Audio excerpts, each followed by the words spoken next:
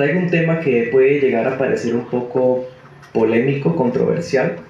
No es ese mi propósito es, pues partiendo de que eso es una convención bautista reformada, que nos estamos reuniendo, o bueno, ustedes muchísimo antes que yo, hace décadas.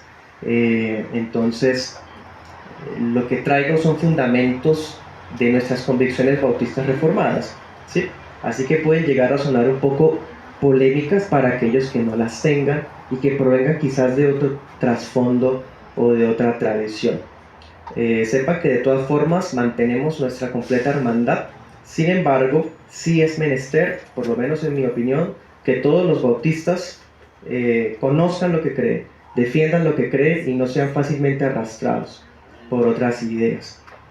Hermanos, es que en el siglo XVII hubo un auge impresionante hacia la fe credo-baptista, y todos los que provenían de la tradición paido-bautista, con solamente usar una Biblia, se daban cuenta de las verdades relacionadas con la forma del bautismo y los demás elementos.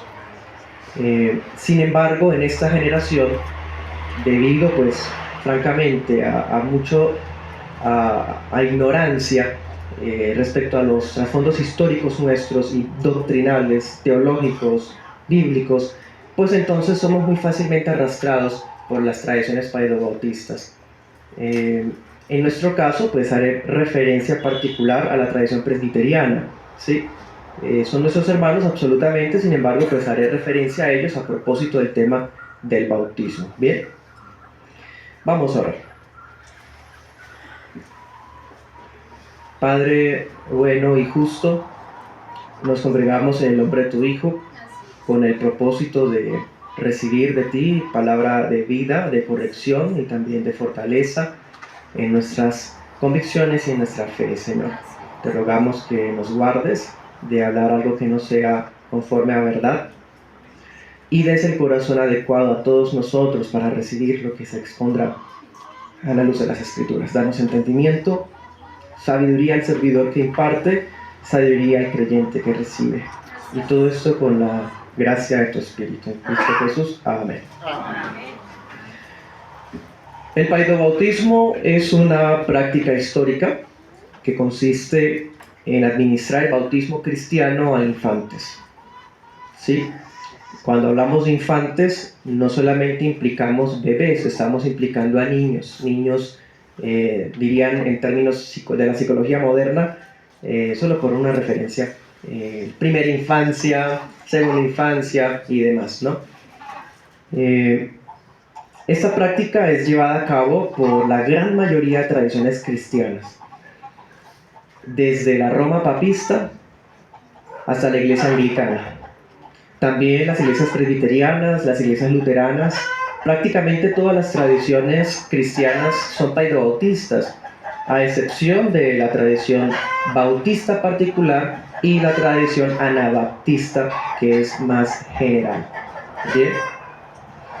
Para efectos de esta enseñanza, aunque vamos a hacer una confrontación en términos generales, la refutación no va a enfocarse en las distintas visiones, ¿no? Porque es distinta la interpretación de un luterano a la de un católico romano, o es distinta la interpretación de un presbiteriano a la de un ortodoxo griego, y todos son paedobautistas, y eso es bastante llamativo. Entonces vamos a enfocarnos en los presbiterianos, ¿sí? Debido a que pues son de pronto es la tradición paedobautista más cercana a nosotros, ¿no? Y pues francamente ha sido como la tendencia que más proselitismo hace dentro de las iglesias bautistas, al punto de que muchos que eran bautistas fácilmente son llevados al presbiterianismo, y a veces pues en su enfoque en la familia va oculto ese caballo de Troya hasta llegar a influir en el bautismo de infantes, y es algo que pues ha sido no es ajeno a ninguna de nuestras iglesias, ni siquiera a la iglesia de Girón. Entonces vamos a hacer especial énfasis en esto, ¿no? El paedobautismo del enfoque presbiteriano, a fin de que los bautistas reformados presentes y los que después escuchen la enseñanza puedan estar afianzados acerca de pues, estos postulados, ¿no? Voy a titular esta enseñanza así, en términos generales: una refutación al paidobautismo. Y van a ser 7 puntos. ¿Listos? Vamos a tratar de avanzar lo posible. Espero que les presten bastante atención y que el Señor nos dé sabiduría para administrar bien el tiempo, porque son varios puntos y pues vamos a partirla en 2. Hoy vemos una, mañana vemos la otra parte. Bien, veamos por lo menos hoy los primeros 4 puntos. Primer punto: el paidobautismo niega la superioridad del nuevo pacto. Vamos a Hebreos capítulo 8.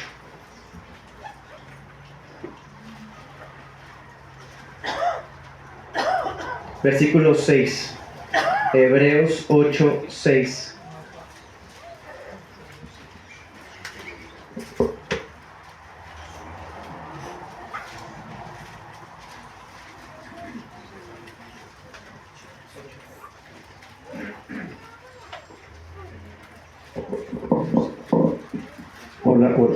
Hebreos 8, 6. Dice: pero ahora Él ha alcanzado un ministerio mucho mejor, por cuanto es mediador de un mejor pacto, el cual ha sido establecido sobre mejores promesas. Porque si aquel primer pacto hubiera sido sin falta, nunca se habría procurado lugar para un segundo. Estoy usando la Reina Valera de la Sociedad Bíblica Trinitaria. Porque reprendiendo nos dice: aquí vienen días, dice el Señor, en que estableceré con la casa de Israel y con la casa de Judá un nuevo pacto, no como el pacto que hice con sus padres el día que los tomé de la mano para sacarlos de la tierra de Egipto, porque ellos no permanecieron en mi pacto y yo me desentendí de ellos, dice el Señor. Porque este es el pacto que haré con la casa de Israel después de aquellos días, dice el Señor. Pondré mis leyes en la mente de ellos, y sobre el corazón de ellos las escribiré. Y les seré por Dios, y ellos me serán a mí por pueblo. Y nadie enseñará a su prójimo, ni nadie a su hermano, diciendo: conoce al Señor, porque todos me conocerán, desde el menor de ellos hasta el mayor de ellos. Porque seré misericordioso con sus injusticias, y de sus pecados y de sus iniquidades no me acordaré más. Al decir nuevo pacto, dio por viejo al primero, y lo que es dado por viejo se envejece y está próximo a desaparecer. Bueno, dice acá, a desvanecerse. Viene la refutación del paidobautismo. En este primer punto veremos que el paidobautismo niega la superioridad del nuevo pacto. Hermanos, las iglesias bautistas particulares confesionales somos herederas del legado de la Reforma, y por eso no vemos inconveniente en ese título, que para algunos paidobautistas es polémico: bautista reformado.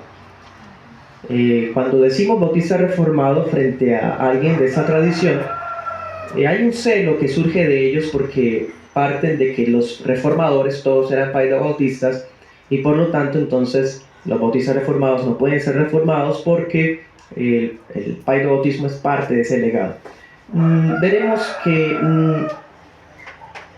realmente esa idea, ese imaginario es más como un sectarismo, ¿cierto? Como una especie de adueñarse de un término que pues por poco, por mucho no es lo importante. Y por otro lado veremos que nosotros tenemos el legado de la Reforma en muchos aspectos, y de hecho, diría algún autor, es una reforma más profunda. De hecho, nosotros profesamos una teología pactual, federalista, ¿sí? En esta teología reconocemos los pactos de la promesa, como dice la palabra, reconocemos la unidad entre ambos testamentos, a diferencia de la idea popular dispensacionalista, ¿cierto? También tenemos por ejemplo, la sola fide, la sola gracia, aplicadas de una manera mucho más palpable, incluso en el bautismo, ¿sí? Sin embargo, pues, esa unidad de la que partimos al hablar de la teología del pacto es llevada a un extremo por las distintas tradiciones paidobautistas, al punto de que ellos dicen: bueno, La unidad que hay entre el Antiguo y el Nuevo Testamento es tal que prácticamente traemos lo antiguo a lo nuevo y la forma como se hacía antes tiene que hacerse ahora. ¿Sí? Hay como una equivalencia literal entre ambos. Pero al hacer eso, están pasando por alto lo novedoso del nuevo pacto. Porque si estamos hablando de un nuevo pacto, este pacto no puede ser exactamente el mismo. ¿Me hago entender? Ellos afirman, nosotros también decimos que hay un solo pacto de gracia, sí, pero es que este pacto de gracia fue desarrollado y administrado en un antiguo y un nuevo pacto. Y en el antiguo pacto habían administraciones que no pueden equipararse a las de ahora, porque esto es un nuevo pacto. Bueno, y si es nuevo, significa que es superior. El nuevo pacto es superior al antiguo. ¿Sí? Por ejemplo, en el Antiguo Testamento los hijos de Abraham eran circuncidados al 8º día. Cuando un hijo no era circuncidado, ¿qué pasaba? Sería cortado de su pueblo, eliminado de la nacionalidad. ¿Sí? Pero estos pequeños eran incluidos en el pacto abrahámico sin un conocimiento salvador de su Dios. O sea, se les aplicaba la señal a los varoncitos solamente y una señal de un Dios que no conocían. Tan solamente miremos el caso de Jacob, un Jacob inconverso, hasta que conoce a Dios en Betel. Y aún en esa experiencia que tuvo aquella ocasión, vemos a un Jacob neófito, hasta un poco atrevido. Señor, te haré el diezmo si tú me das lo que yo necesito, ¿no? Un Jacob que no conoce al Señor, no lo conoce, y tenía el sello del pacto de su abuelo en su cuerpo. O sea, en el antiguo pacto ocurría que los hijos no conocían a Dios y aún así estaban dentro del pacto. Bueno, los padres, por eso se enfatiza tantísimo del deber de transmitir la ley de Dios oralmente a sus hijos. Pero, ¿qué vemos? Que aunque algunos cumplieron su deber como padres, en la gran mayoría de los casos los hijos apostataban de la fe de sus padres. Y eso lo vemos en Números, Jueces, Reyes, Crónicas, etc. ¿Sí? Es decir, hijos del pacto, incluidos en el pacto, que no conocían a Dios y que terminaban apostatando, pero seguían siendo reconocidos como parte del pacto. Eso era algo que ocurría en el antiguo pacto. Bueno, pero pasó algo, hermano. En Jeremías 31, si quiere mírelo usted mismo. Jeremías 31 y lea los versículos que siguen, ese pedacito usted mismo, ahí con su Biblia en la mano. Se da cuenta que se promete dentro de la vigencia del antiguo pacto un nuevo pacto. Y el Señor dice allá, en el verso 32, en la Reina Valera 77, dice: no como el pacto que hice con sus padres, el día que tomé su mano para sacarlos de la tierra de Egipto, porque ellos invalidaron mi pacto. Esa es otra diferencia. El antiguo pacto fue invalidado por los apóstatas. Bien, dice, aunque fui yo un marido para ellos. Claro, en la relación del antiguo pacto, Dios era el esposo y su pueblo pues era la esposa, algo que sí sigue siendo aplicado. Bueno, esto se conecta con lo que leímos en Hebreos 8:7. En la Reina Valera contemporánea dice: si el primer pacto hubiera sido perfecto, no habría sido necesario un segundo pacto. Sencillamente. ¿Cierto que sí? Bueno, desarrollando esa idea, tan solo este primer punto, ¿en qué consiste lo novedoso de ese nuevo pacto? ¿En qué está la diferencia? Bueno, vuelva a Jeremías 31 y mira el 33, no lo cierre. Vamos a ver por lo menos 3 diferencias de por qué el nuevo pacto es novedoso y superior al antiguo. Primero, versículo 33. Dicen en la parte B, en la Reina Valera 95, pondré mi ley en su mente y la escribiré en su corazón. Yo seré su Dios, ellos serán mi pueblo. ¿Qué está diciendo el Señor? En el nuevo pacto ya no se requerirá insistentemente transmitir o emplear sombras como la circuncisión, las filacterias, los hilos azules. Ya no se va a requerir hacer ese tipo de transmisiones orales de las enseñanzas a los hijos, porque Dios mismo escribirá en el corazón de los miembros del nuevo pacto su ley. Primera diferencia: en el antiguo pacto los hijos estaban en el pacto y no tenían la ley en el corazón. En el nuevo, todos los miembros del nuevo pacto tienen la ley escrita en el corazón. Segundo aspecto, versículo 34, parte B. ¿Qué hace al nuevo pacto mejor o superior? Bueno, dice el Señor: todos me conocerán. ¡Wow! No es solamente la ley, que los padres tenían que hasta escribirla en los postes de las puertas. Al levantarse, al acostarse, bueno, o sea que eso ya no hay que hacerlo, sí hay que hacerlo, pero es que antes era más hasta visual y era obligatorio, hasta estaba la ley de los hilos azules, todos los elementos visuales del tabernáculo, del templo, todas estas cosas, incluyendo la señal en la circuncisión de los varones, era visible. Pero el segundo aspecto está diciendo algo importantísimo. En el antiguo, la gente podía ser parte del pacto sin conocer personalmente a Dios. Pero en el nuevo pacto, todos conocen al Señor. No existe miembro que no conozca Salvador y personalmente a su Señor en el nuevo pacto. Juan 6:45, rápidamente se los leo. Juan 6:45 dice: escrito está en los profetas, dice el Señor Jesús, y serán todos enseñados de Dios. Así que todo aquel que oyó del Padre y aprendió, viene a mí. El Padre le enseña, esta persona oye, el creyente, y el creyente viene al Señor, porque conoció al Señor. Tercer aspecto: ¿por qué el nuevo pacto es novedoso y es superior al antiguo? Bueno, tercero, leamos a Jeremías 31, acuérdense no haberlo observado. En el versículo 34 dice: perdonaré la maldad de ellos y no me acordaré más de su pecado. Este es el tercer aspecto.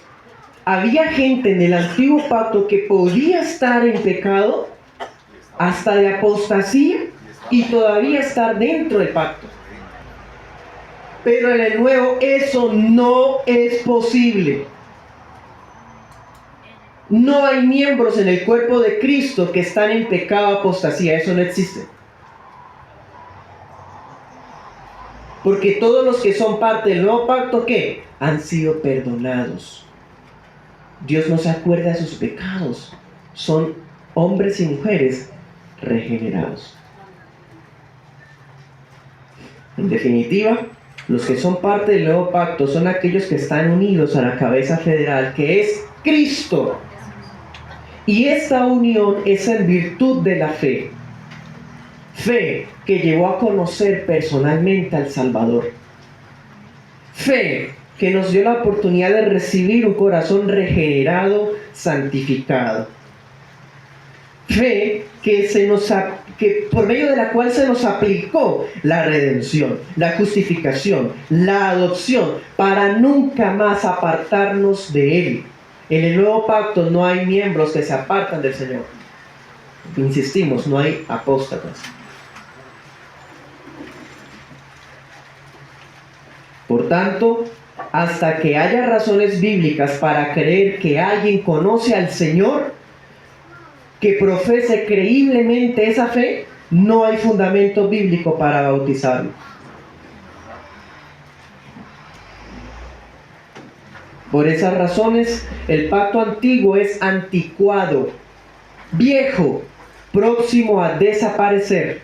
Cito al doctor Waldron, abro comillas: la verdadera simiente de Abraham, según el Nuevo Testamento, no son los creyentes y su simiente, sino Cristo y todos los que están unidos a Él por la fe. Gálatas 3:29, cierro conmigo. Alguno podría objetar, bueno, los bautistas tampoco pueden estar seguros de que la salvación de sus profesantes adultos. No pueden estar seguros de que alguien que se haya bautizado no vaya a apostatar. Está bien, sí, ninguno negamos eso, porque nadie decimos de los bautistas particulares confesionales que el bautismo salve. No decimos eso nunca. Es verdad que el bautismo no supone que el bautizado sea salvo.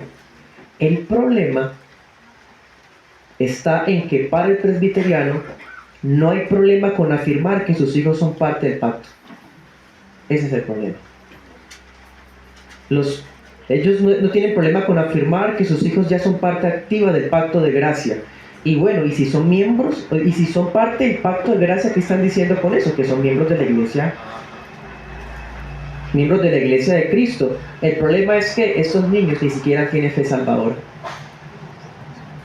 Y eso no va en armonía con el nuevo pacto.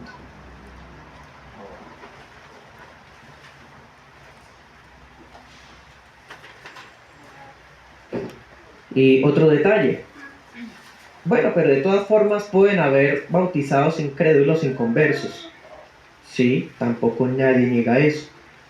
El problema es que es diferente tener la membresía a un miembro inconverso porque somos ignorantes de corazón, a aceptar conscientemente a un miembro inconverso. Aceptar a un bebé como parte de la iglesia sobre la base de la fe de sus padres es aceptar que es aceptar en la membresía a personas que no son creyentes. El bautismo sin conocimiento salvador de Jehová carece de toda justificación bíblica.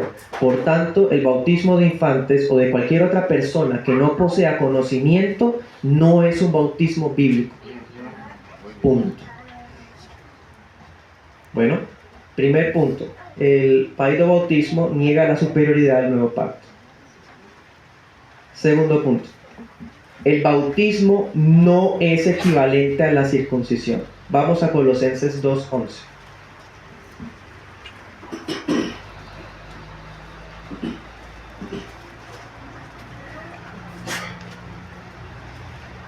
Colosenses 2:11.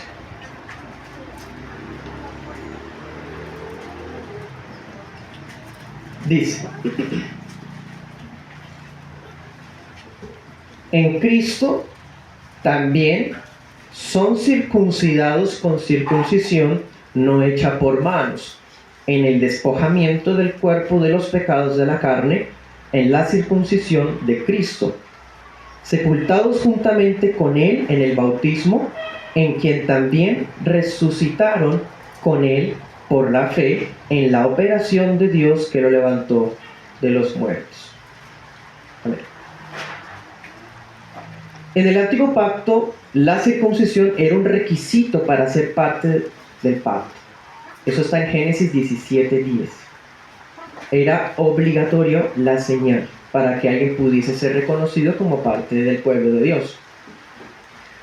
Pues en la epístola a los Colosenses, el apóstol Pablo hace una referencia práctica, hace una referencia a esa práctica antigua y la asocia con el bautismo cristiano. Pero hay un tema acá, hermano.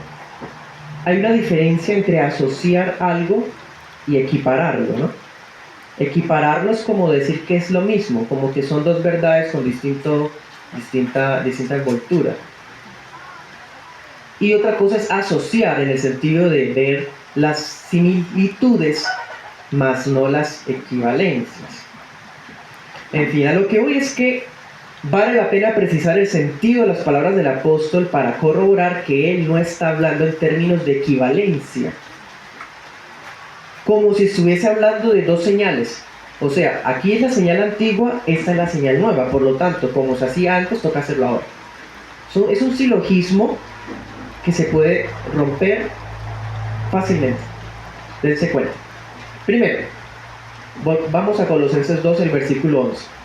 Dice: en quien también, ¿quién es quién? Cristo. estar en Cristo, ¿qué dice? En quien somos circuncidados con circuncisión. O sea, esa circuncisión de la que está hablando Pablo ocurre en Cristo.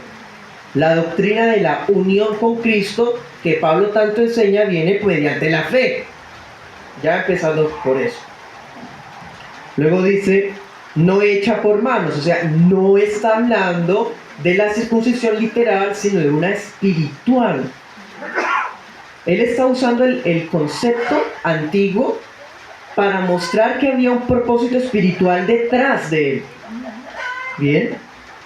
Luego dice, en el despojamiento del cuerpo de los pecados de la carne, dice, en la circuncisión de Cristo. Otro elemento interesante. Démonos cuenta de algo. Primero, en primera instancia, las palabras que el apóstol está hablando están dirigidas a una iglesia gentil. Una iglesia que había confesado a Cristo, a Jesús como Mesías. Estos creyentes, miembros de la iglesia de Colosas, no habían tenido la necesidad de que se les aplicara en el cuerpo la circuncisión, porque ellos, como miembros del nuevo pacto, habían recibido la verdadera circuncisión mediante la fe en Jesús. Ese es precisamente el tema del debate en Gálatas. También, ¿sí? Es como si el apóstol estuviera enseñándoles que cuando Jesús fue circuncidado al 8º día, cumplió a favor de ellos, o sea, de la iglesia de Colosenses y de todas las iglesias gentiles. El Señor cumplió el requisito necesario para hacernos parte del pacto. Es decir, si antes era necesario circuncidarse para ser parte del pacto, hoy el que aplica la circuncisión no son los papás, sino es Cristo, mediante la fe a todo aquel que cree. Bueno, entonces les está diciendo, hasta la circuncisión de Jesús, cuando tenía 8 días de nacido, aún en ese bautismo, esa circuncisión, Cristo cumplió el requisito que nosotros necesitábamos antes. Ahora, versículo 12. Luego dice, sepultados juntamente con él en el bautismo.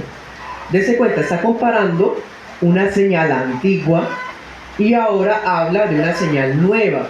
Pero no hay equivalencia. Al contrario, está colocando el bautismo encima. Está diciendo que es superior. Porque hasta dice que el bautismo es prácticamente sepultarnos con Cristo. Ellos mismos habían sido circuncidados en su corazón cuando fueron bautizados. Dice, sepultados juntamente con él en el bautismo, en quien también resucitaron. Es decir, los identificamos, nos unimos a Cristo, o hacemos como esa evidencia pública y palpable de esa unión mística y espiritual cuando nos sumergimos en las aguas. Ahí somos sepultados juntamente con él. Y cuando salimos, resucitamos juntamente con él. Entonces, Pablo habla de la sepultura a la que ellos habían accedido. Bautizo que Jesús también había cumplido en su sepultura y que al surgir victorioso del sepulcro, resucitó. Bueno, entonces, hermanos, el texto enseña que esas verdades históricas fueron imitadas por los colosenses cuando fueron a las aguas bautismales, comprobando una cosa importante. No que hay equivalencia entre circuncisión y bautismo, sino es que está comprobando que hay una unidad inseparable entre bautismo y fe. Es inseparable. La fe es la condición para el bautismo. Bueno, bajo esta comprensión entonces, la intención de Pablo no es equiparar la circuncisión antigua con el bautismo cristiano. Al contrario, muestra que el bautismo es un signo espiritual muy superior a esa sombra corporal del antiguo pacto. Además, pensemos algo. Recordemos Hebreos 8:6 que lo leímos ahorita.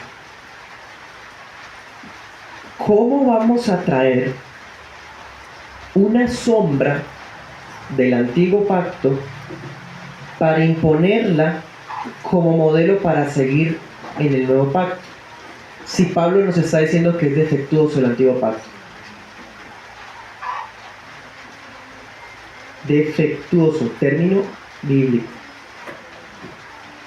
No hay manera de imponer la sombra antigua y defectuosa como un modelo a seguir para el pueblo que está fundado sobre mejores promesas. Como decía Hebreos 8:6. Bueno, entonces, si hiciéramos una comparación, ¿qué podríamos decir? Bueno, la circuncisión anunciaba la fe que provenía de un tronco común, que era Abraham. El bautismo proclama la fe personal en el cumplimiento de la promesa a Abraham, Jesús. No hay equivalencia, hay superioridad en todo sentido.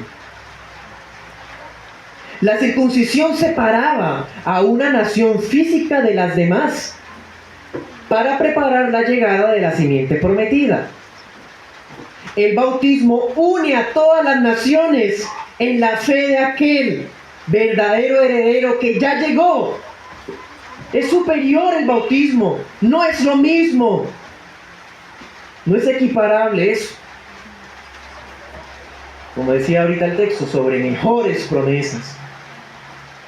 En suma, la iglesia del nuevo pacto no crece sobre la base de nexos de sangre ni ascendencia, sino por la regeneración que viene unida a recibir y aceptar a Jesucristo como el Salvador, como Señor. Juan 1:12-13. Mas a todos a los que lo recibieron, los que creen en su nombre, a ellos se les dio el derecho de ser hijos de Dios. Pero ¿qué más sigue? Los cuales no son engendrados de sangre, ni de voluntad de carne, ni de voluntad de varón, sino de Dios. Ya el nuevo pacto no se basa en consanguinidad, solamente nacer de Dios. La circuncisión del antiguo pacto era una señal que se aplicaba sobre hijos varones y era un símbolo, una enseñanza oculta que le decía al pueblo de su necesidad de circuncidar el corazón. Eso le enseñó Moisés en Deuteronomio. Básicamente como el mismo Juan Bautista le decía a esta gente, no pongan a decir que porque son hijos de Abraham van a escapar de la ira venidera. O porque están circuncidados. ¿Qué dice? Circunciden el corazón. Moisés lo dice 2 veces en Deuteronomio. Jeremías lo recuerda. La señal ni siquiera era la señal en sí misma, sino lo que ella representaba.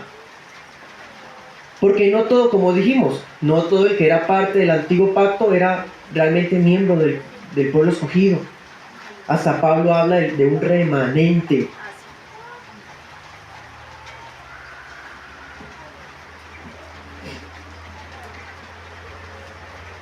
O sea, la circuncisión servía para que los judíos desearan la regeneración, no para que confiaran en ella.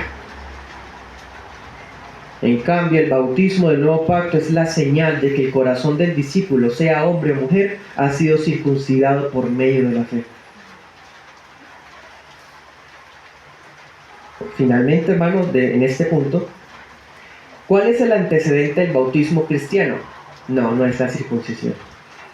Es el bautismo de Juan. Ese es el antecedente del bautismo cristiano. Juan 3:23 dice que Juan Bautista bautizaba donde había muchas aguas. Y Juan estaba haciendo algo ofensivo para los judíos. Él les estaba aplicando un tipo de ritual que se le aplicaba a los prosélitos. Los prosélitos eran los paganos, los incircuncisos, los gentiles que se convertían en judíos. Bueno, resulta que el bautismo de prosélitos era el símbolo de la conversión de un pagano al judaísmo. ¿Cómo se practicaba? Bueno, se colocaba en pie la persona con el agua hasta el cuello mientras escuchaba la ley de un rabino, ¿sí? y entonces se sumergía completamente como símbolo de que ingresaba al pueblo de Dios. Juan Bautista estaba aplicándole a los mismos israelitas el bautismo de prosélitos. Por eso ocasionó tanta revolución.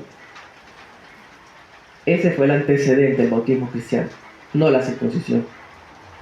¿Y a quiénes estaba dirigido el bautismo de Juan Bautista? A los que mostraran frutos dignos de arrepentimiento. Lucas 3:3 en adelante. Además, ese detalle es muy interesante.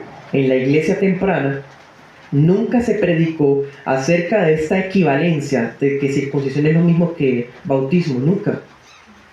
Fue a partir del siglo XVI que se empezó a insistir en eso.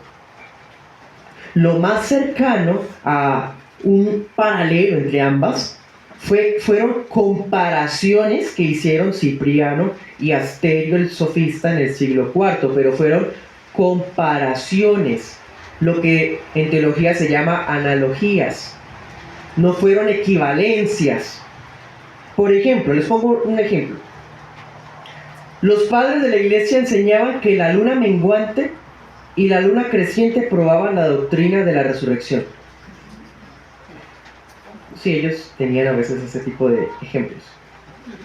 Pero eso no significaba que la teología, que hubiera una conexión teológica entre la luna y la resurrección. Lo que querían decir era que, bueno, esa luna que se ve como delgadita va a surgir. Sí, era como un juego de palabras, una comparación. Bueno, una comparación en ese mismo sentido era la que usaban cuando hablaban de la circuncisión. Nunca equivalencia. Es más, se puede pensar, algunos autores de apellido Stander y Lowe, un texto que recomiendo mucho, está ya disponible, del legado bautista. El bautismo en la iglesia primitiva se llama este libro. Hace una recopilación de historia de la iglesia, de la patrística, mostrando esto que les estoy diciendo. Es probable que desde el siglo IV esta analogía haya sido el punto de partida para asociar el bautismo de infantes con la circuncisión, pero eso ocurrió posteriormente. ¿Listos? ¿Cómo voy tiempo?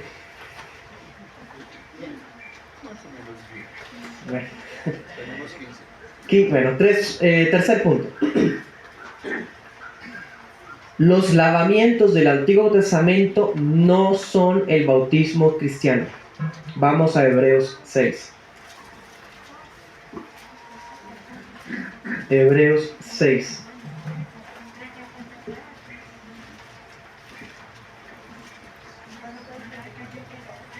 Los lavamientos del Antiguo Testamento no son el bautismo cristiano. Hebreos 6:2 dice, aquí hablándole el apóstol a los hebreos que estaban siendo bastante inmaduros, prácticamente estancados en lo básico, y les dice esto: de la doctrina de bautismos, de la imposición de manos, y bueno, menciona unas doctrinas que eran importantes, pero que eran básicas, que ya debían crecer, avanzar. Bueno, esta palabra bautismos es usada por los paidobautistas para mostrar lo siguiente. Aparte de la circuncisión, algunos paidobautistas apelan a lo que ellos consideran distintas formas de bautismos en el Antiguo Testamento. Prácticamente ellos dicen que en Hebreos 6:2 y también Hebreos 9:10, pueden mirarlo, ellos dicen, bueno, el autor de Hebreos implica, pues como él era judío, implica que habían distintos tipos de bautismo. Como está hablando en plural, deben haber varios, ¿sí? Y si son varios tipos de bautismos, quiere decir que antes del bautismo cristiano ya habían otros bautismos, y por lo tanto esos bautismos, si incluyen infantes, también deben incluirse en el bautismo cristiano. Bueno, siempre esos silogismos, ¿no?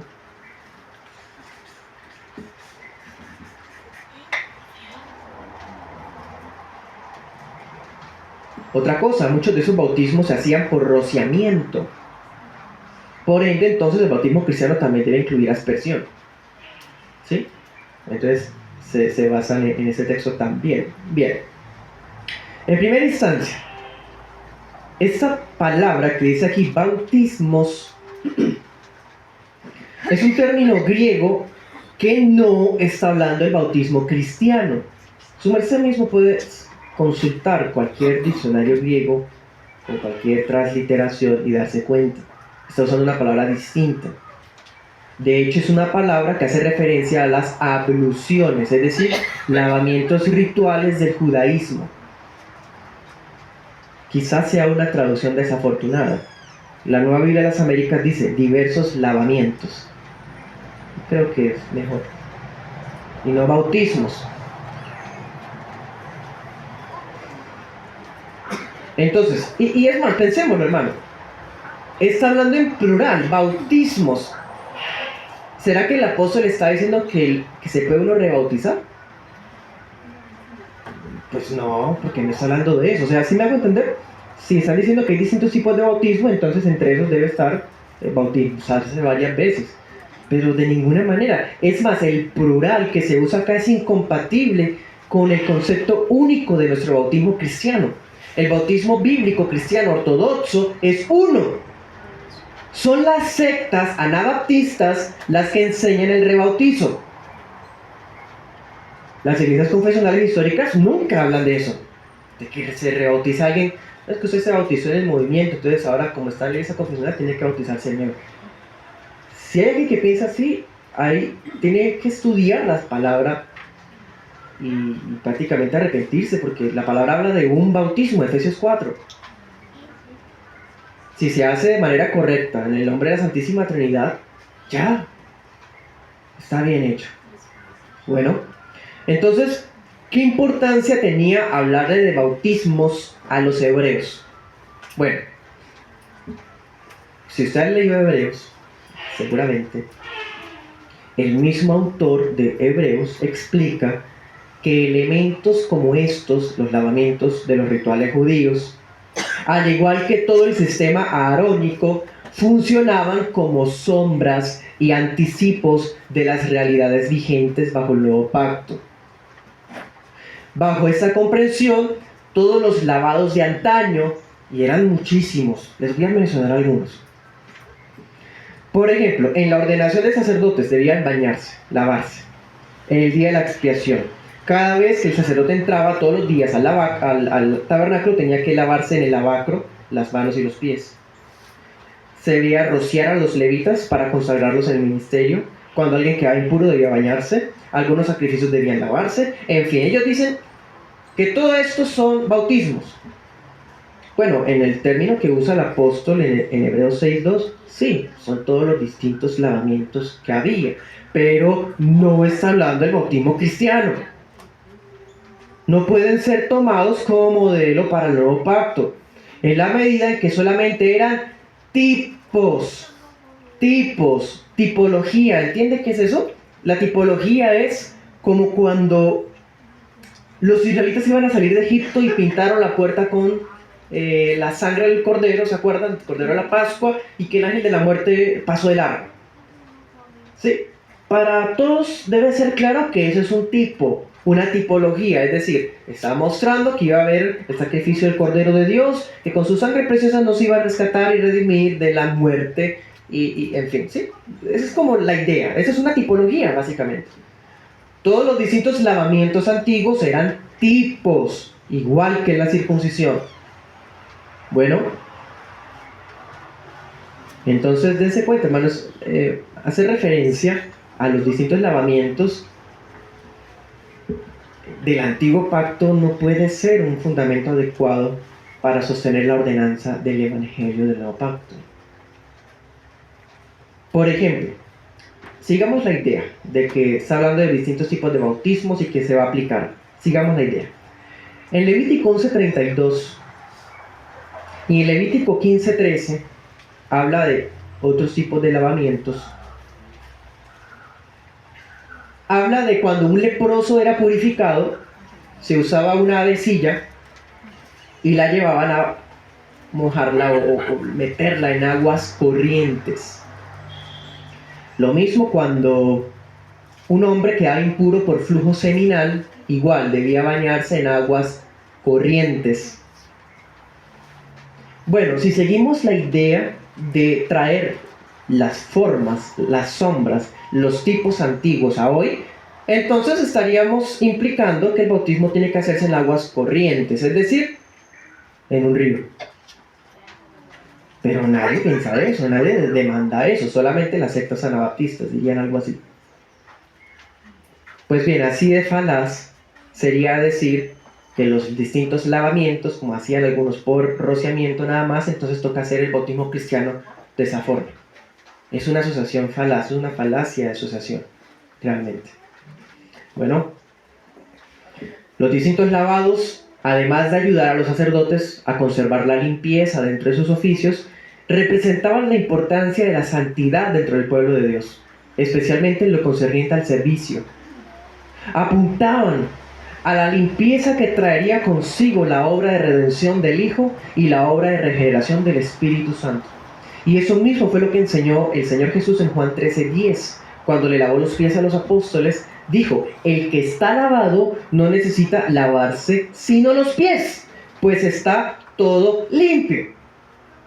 A ellos también se les aplicó un lavamiento no completo, porque ya estaban todos limpios.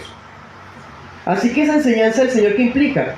¿Qué enseña a nosotros hoy? Bueno, que yo ya estoy todo lavado, regenerado, y de todas formas en mi peregrinaje debo lavarme los pies, porque todavía peco, todavía le fallo, ¿sí? O sea, hay una enseñanza sobre el arrepentimiento. ¿Se dan cuenta? Eso es lo que quería enseñar el Señor en Juan 13 y en los lavamientos del antiguo pacto. Es más, vea Hebreos 10:22.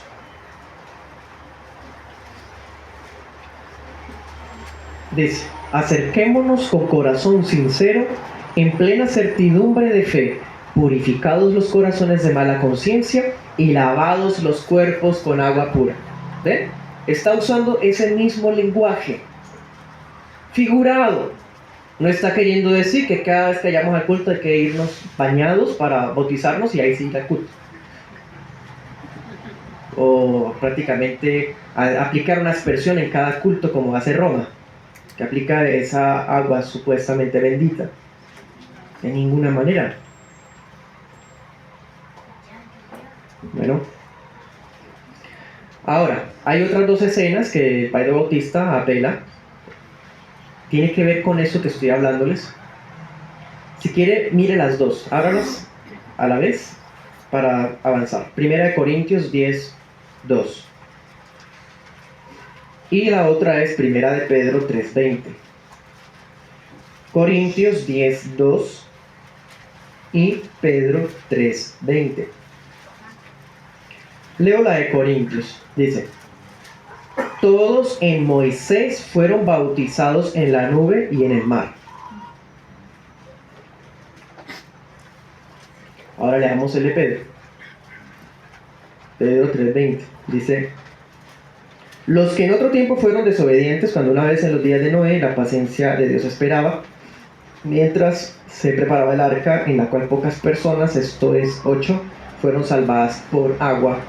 Semejante a ella también la figura que se corresponde, el bautismo, ahora nos salva, no quitando las inmundicias de la carne, sino como demanda de una buena conciencia delante de Dios por la resurrección de Jesucristo. Bueno.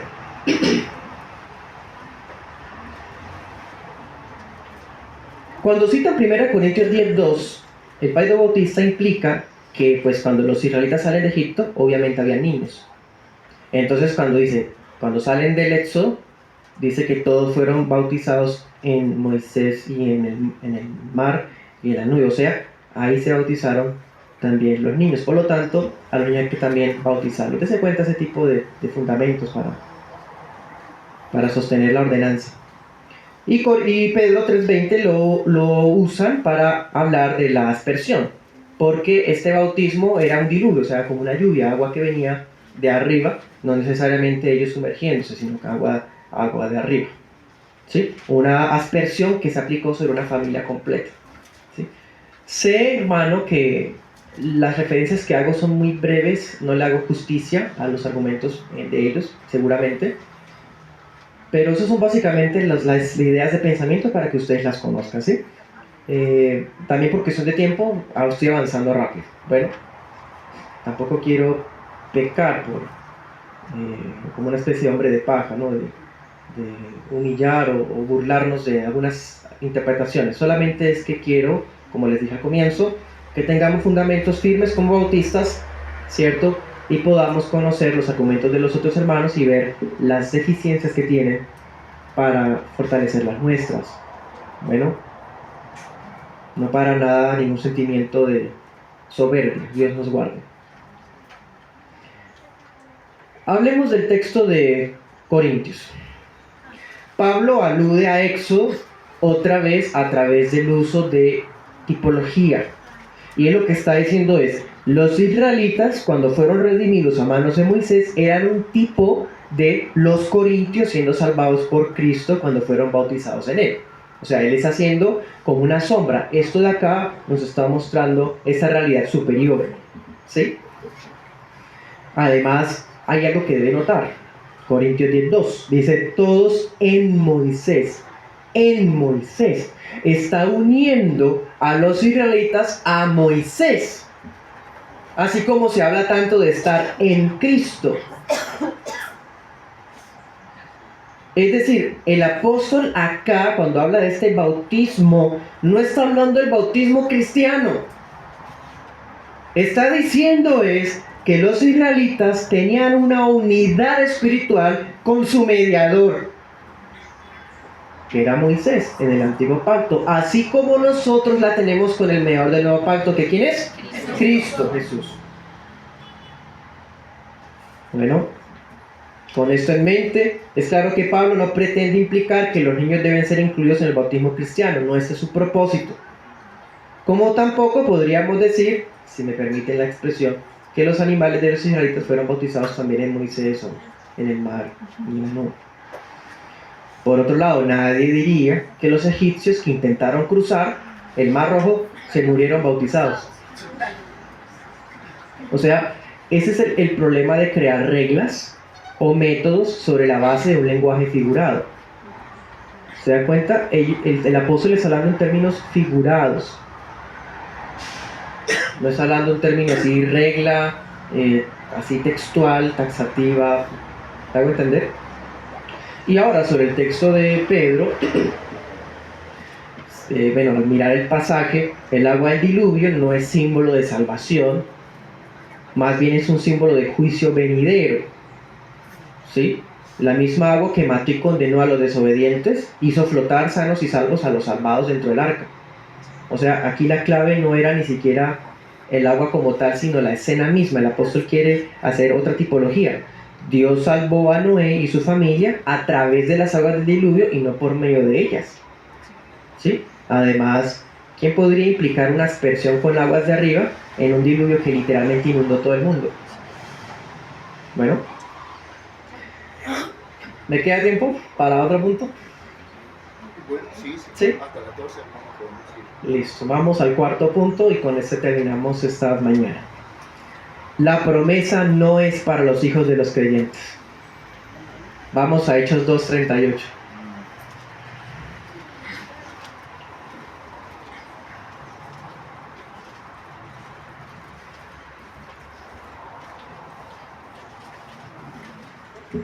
Hechos 2:38 al 41.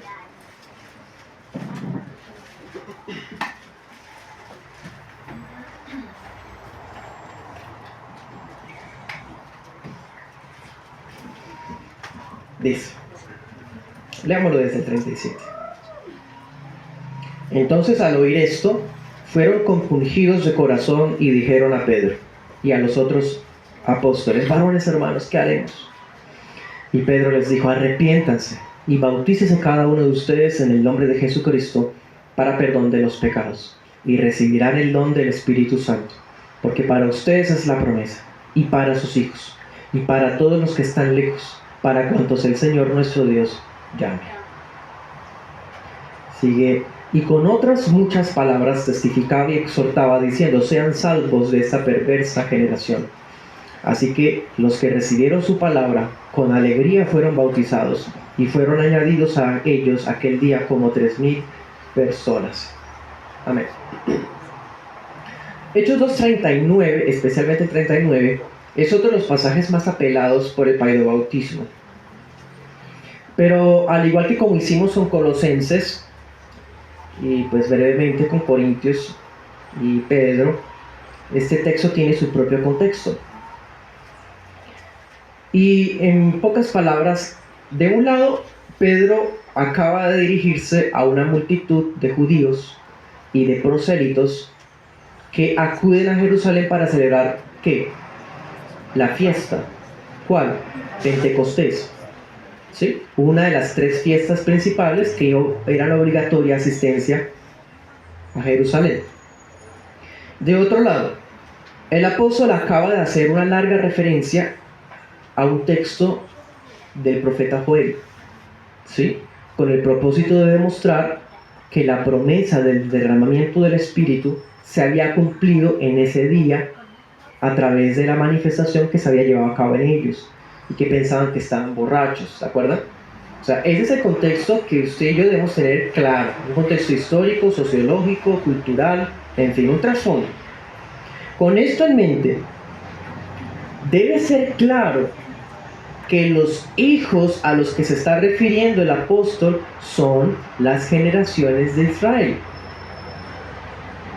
Están yendo los judíos a celebrar una fiesta judía, pues van los padres con los hijos a celebrar su fiesta judía, todos con la señal del antiguo pacto, van a celebrar una fiesta del antiguo pacto. Por lo tanto, está implicando a las generaciones de Israel, y ni siquiera solamente a los hijos, incluyendo bebés, está refiriéndose a todos los israelitas en general. Mire el verso 39. Dice: y para sus hijos y para todos los que están lejos. Dese cuenta, esto prueba que esta expresión para sus hijos le está hablando solo a los judíos de este preciso pasaje, aquí congregados, porque luego dice los que están lejos. ¿Quiénes son los que están lejos, hermanos? Es lo importante de conocer un trasfondo histórico. ¿Usted ha escuchado la palabra diáspora? Bueno, la diáspora es la dispersión de los judíos después del cautiverio de Babilonia. Muchos judíos se quedaron por fuera de Israel voluntariamente y no volvieron a vivir a Israel. Pero sí volvían a celebrar las fiestas. ¿Se dan cuenta? Entonces por eso dice, para ustedes es la promesa, para sus hijos y para los que están lejos. O sea, le está hablando a los israelitas que estaban ahí escuchando la prédica de Pedro. Bueno, entonces hay una objeción que surge cuando se argumenta esto que estoy diciendo. Eso es dispensacionalismo, porque está dividiendo a Israel del pueblo. No, objetar que esto es un argumento dispensacionalista es un pretexto para negarse a aceptar la realidad del trasfondo histórico. No estamos distinguiendo el pueblo de Dios una cosa y la otra, no estamos diciendo lo que culturalmente está ocurriendo ahí. Bueno, además, mire que el apóstol añade otra cosa: para cuantos el Señor nuestro Dios llame. Pedro dice que esta promesa, ¿y cuál promesa es? La del derramamiento del Espíritu, el don del Espíritu. ¿Sí? Que esa promesa no solo era para los hijos de los judíos, para los hijos de Israel, sino también para cuantos el Señor nuestro Dios llame. O sea, definitivamente esta argumentación que estoy haciendo no es dispensacionalista. Porque estamos diciendo que es tanto para los unos como para los otros, porque son lo mismo. Bien. Es decir, otra cosa, esta promesa de la que habla el apóstol en Hechos 2 depende de lo que conocemos hoy como el llamamiento eficaz. Así que aquellos que por medio de la predicación del Evangelio vienen a Cristo Jesús en fe y en arrepentimiento, son bautizados. Porque esa promesa es para nosotros, para los hijos, para los que el Señor llame, para los que el Señor llame. Bueno, además, mira el verso 40. El apóstol está animando a la multitud a ponerse a salvo de esa perversa generación. Algo que implica cierta madurez, cierta capacidad de decisión, ¿cierto? Mira el verso 41. Dice que acogieron el mensaje 3.000 personas que fueron bautizadas con gran disposición. Hay alegría, hay gozo, ¿sí? O sea, hay elementos que impiden pensar en infantes, en bebés, mucho menos. No encajan bebés en esta escena. ¿Listos? Entonces, hermanos, esta es la primera parte y damos gracias a Dios por esta oportunidad. Recuerden, mi propósito, sé que es un tema controversial, polémico, pero pues, siendo una convención bautista reformada, creo que es importante que conozcamos todo esto para fortalecernos, ¿sí? Y así pues contrarrestar proselitismos externos y también confusiones, ¿sí? El Señor nos ayude y siempre nos conceda un corazón humilde, pero también veraz. Oremos.